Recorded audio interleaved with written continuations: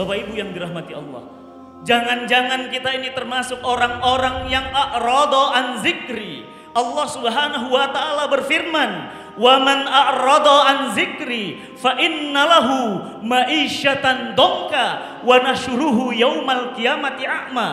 Barang siapa yang berpaling dari Al-Quran, maka bagi mereka penghidupan yang sempit, maka nanti di akhirat mereka akan kami kumpulkan dalam keadaan buta. Bapak Ibu, pilih mana? Buta di dunia atau buta di akhirat?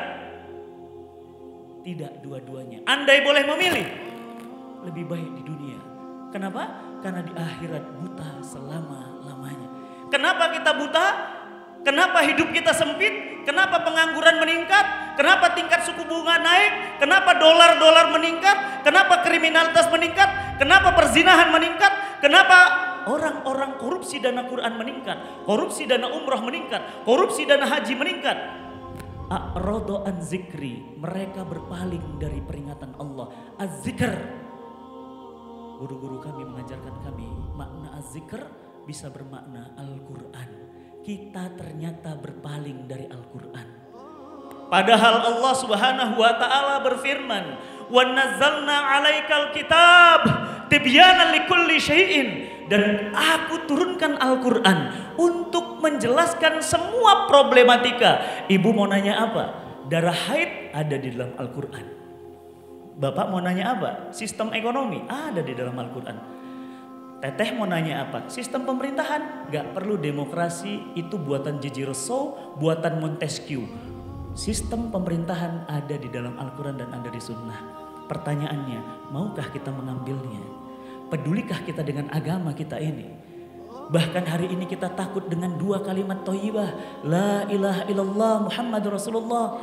Aneh, ustadz dipersekusi, acara dikacau-kacauin. Ente sehat, ente muslim, ente saudara aneh. Kenapa ente kemudian jadi musuh aneh? Keren banget strategi mereka. Mereka adu domba kita. Mereka kemudian hajar kita. Sehingga tidak akan pernah terwujud yang namanya Al-Quran sebagai solusi dan inspirasi. Mereka takut jika Al-Quran menjadi solusi dan inspirasi. Bapak Ibu yang dirahmati Allah, maka jadilah pencinta Quran. Siapa mereka? Rasulullah SAW menyatakan, qala Nabiullah Muhammad SAW, kun aliman au muta'alliman, jadilah engkau berilmu. Aduh Ustadz, kalau berilmu kayaknya belum. Atau orang yang menuntut ilmu. Nih, menuntut ilmu. Aduh, rasanya menuntut ilmu kayaknya belum sempat karena sibuk. Baik, jadilah kalian orang yang mustami'an. Atau kalian orang-orang yang mustami'an, mendengarkan ilmu.